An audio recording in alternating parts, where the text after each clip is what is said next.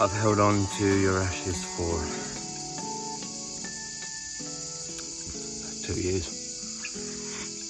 because I know Mum's coming over next year so that she can help scatter some of them in your favourite parts of Australia, like Gold Coast and where we spent my 40th.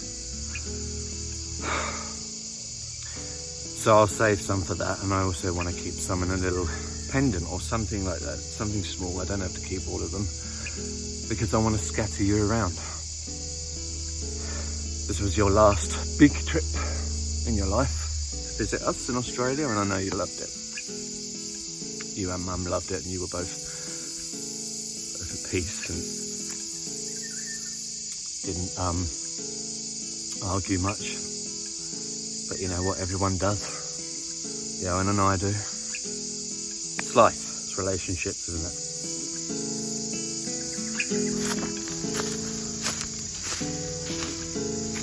So, I brought you here. I've been here. This is the third time. And I thought this tree in particular was a very interesting, quirky looking tree. And I know you didn't do quirky much. That was something that your weirdo kids did. But weird's good. Who wants to be normal?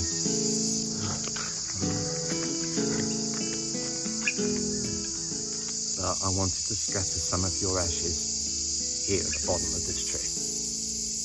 I hope you don't mind. I don't think you will, because after visiting here 3 times so far, I think it's going to be a place that Johan and I walk the dogs more, because it's open and it's quiet. There's no one around.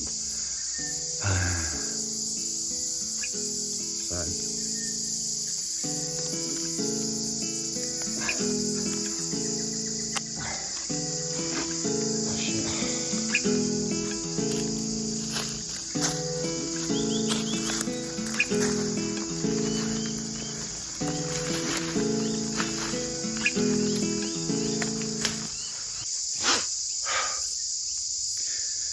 just last minute check. I don't want to be accosted by some do-gooder. They're all far right and conservative old farts here, but I think you might like that. Not the old fart bit, but the conservative bit. Very nationalist. Not all, some.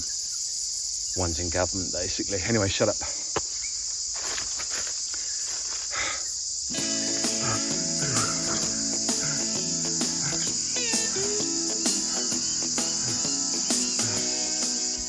In the beginning of my childhood, I didn't like you very much. I'm going to be honest with you. I couldn't connect with you. And that made me feel weird, sad, I guess, but more weird than anything, because it felt like I didn't belong in the house. And it wasn't just you, it was everything. I was going through shit as well, obviously. Back in the 80s, there was hardly an abundance of role models for gay people, were there? You know, in hindsight, I didn't expect you to know any different, to know that actually, you know. Some of us aren't like that. And so, yeah, I felt weird, because I knew that you were a bit of a typical bloke. And quite often you would verbalise your discontent over gay people, and in hindsight I don't blame you for that, but at the time, knowing I was born that way, and I think that a lot of us are, I didn't really feel good about it, because I was getting it from kids off the estate as well, getting it at school, and then I'd come home to it.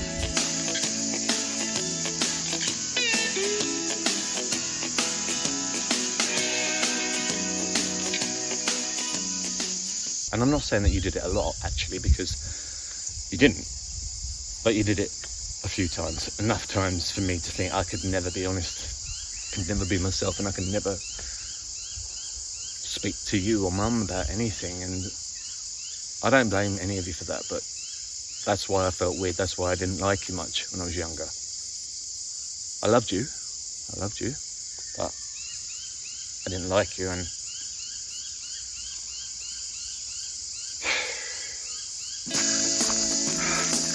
But seriously, Dad, we are truly fucked.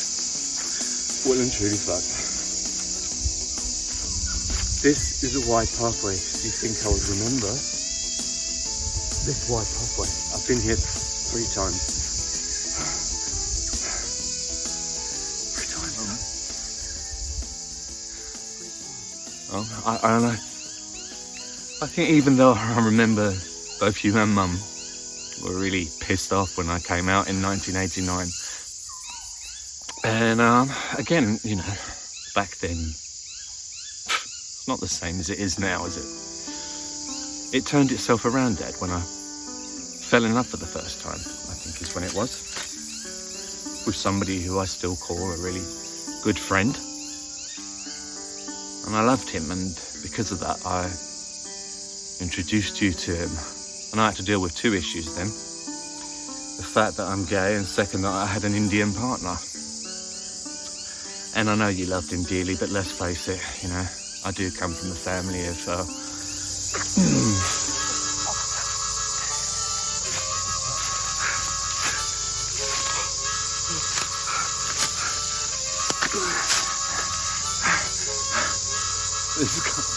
I can't be fucking losing my mind. Maybe it's the sadness. Maybe it's because your 2nd death anniversary. And maybe my head's erratic, and that's why this forest is erratic, and I haven't a fucking clue where I'm going, and it feels like Groundhog Day. And I think that once you saw that I was capable of you know, having emotions and feeling love, and you got this cliched idea out of your heads that all gay people do is cruise each other in toilets, take copious amounts of drugs and die early, catching AIDS along the way. I think you both relaxed, and it took you longer.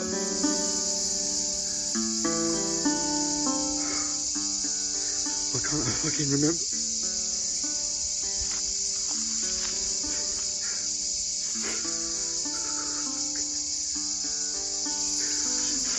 The last 20 years you made up for it. You really did. You were the one taking most of the pictures at Johan and I's wedding, and you were proud. I could see it. I could see it in your face.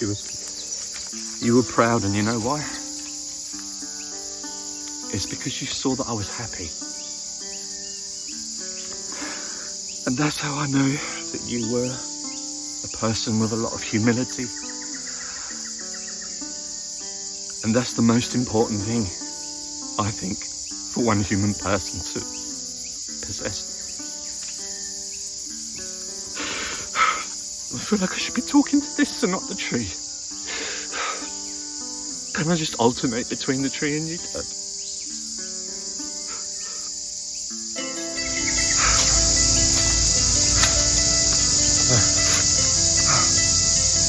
stop and have a vape.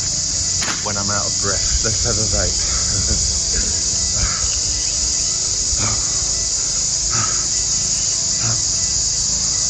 I've been here before as well. Sorry, Dad. You're in for a long, long ride.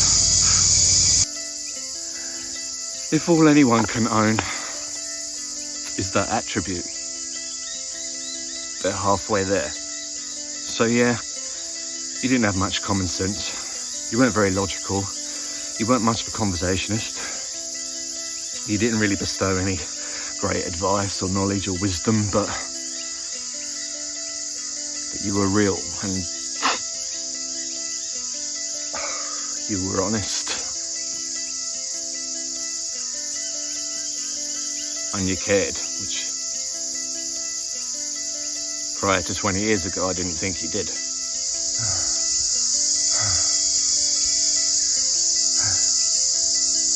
Oh, you can see a bit of the moon. Reminds me of when you turned around after we drove from Orpington to London and said, I'm sure that moon's been following us. I didn't think that I would.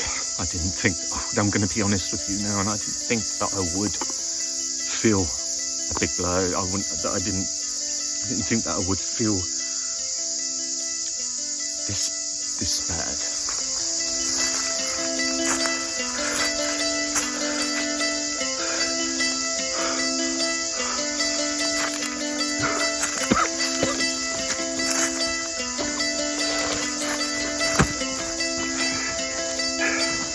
No, there's more water. Where's my fucking water?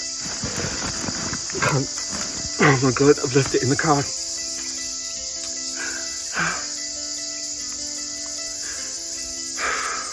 Like father, like son, hey? Something I never thought I'd hear myself say. And I've learned to decompartmentalise it, especially when I'm working, because I'm working with people with disabilities. I have to be happy and I can't think and let those things infiltrate, but sometimes I'll have to stop the car and I'll have a cry. And I used to think recently, I don't want to cry anymore. Before you died, I felt this because I used to cry all the time when I was a kid. Used to cry for getting kicked, being called a fucking poofter, a fucking queer, a faggot, whatever. Being followed down the streets, getting spat on from those stupid cockheads on the estate. And all I did was spend my time crying incessantly. And for the past 15 years or so, I only ever cry if it's something really serious or something that's touched me, you know, in a film or something. So I must admit, thank you very much, Dad. Since you've gone, I have done a bit of that, but that's my time by myself and I put that aside. Can check 100 times, it won't be there. Hey, Dad.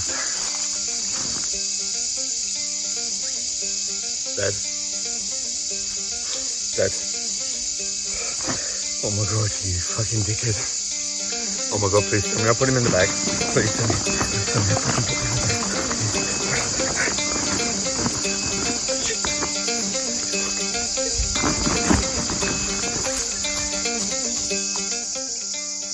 And so that just goes to prove to me how much I do love you. I remember the times when you used to make quite a lot of people laugh with your stupid clown ways. And you bestowed those attributes onto me. I don't go quite as over the top as you did, but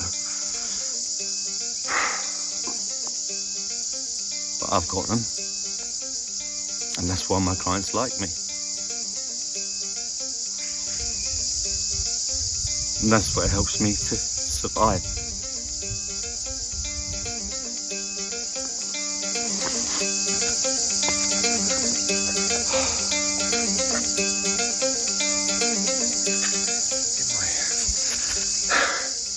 Let's go through the foliage again and hope and pray that there's light at the end of the tunnel. But if it's smell time then.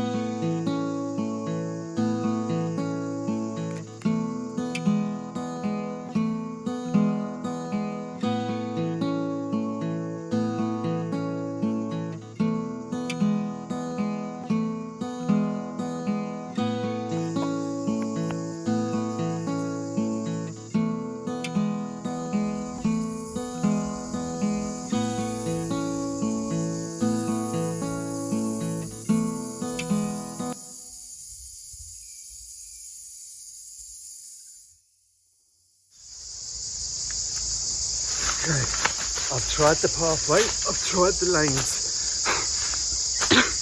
Now, Dad, we're going to have to walk through the foliage and follow that fucking noise.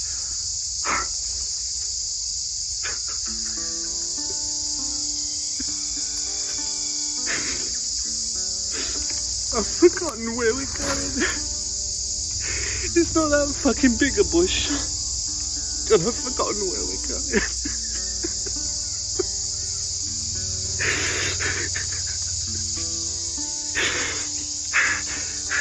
This is happening more and more and more. And I know it's hereditary and it's not your fault. It's not your granddad's fault. It's no one's fault. But it's fucking scary. Because I can't fucking remember some things. And it's happening more and more. Directions especially, for fuck's sake.